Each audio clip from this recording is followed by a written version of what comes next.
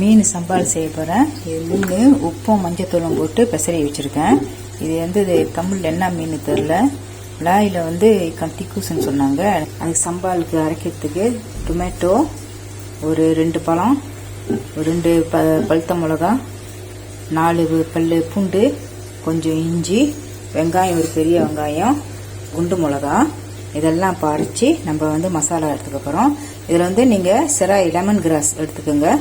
எடுத்துக்கிட்டிங்கன்னா அதையும் போடணும். என்கிட்ட இன்றைக்கி லெமன் கிராஸ் இல்லை. 1 கப் அளவில் தண்ணி ஊற்றிக்கிங்க. இப்போ பிளெண்ட் பண்ணிக்கலாம். இது மாதிரி அரைச்சாச்சு. நீங்கள் பிளாச்சான் கூட போட்டுக்கலாம். அப்படி இல்லைன்னாக்கா இறா அரைச்சி கூட போட்டுக்கலாம். காஞ்ச இறா. எண்ணெய் சூடாகி மீன் எண்ணெயில் போட்டுட்டேன். பொரிச்சு வச்சுட்டு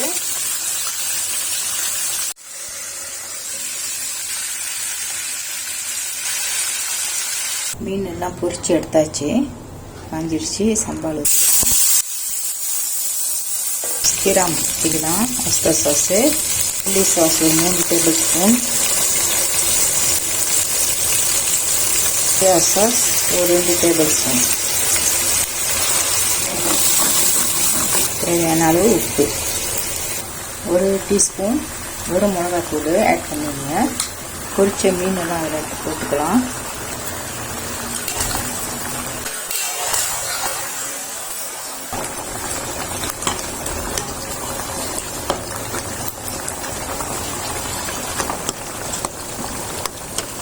கொஞ்சம் சுண்டி வரணும்.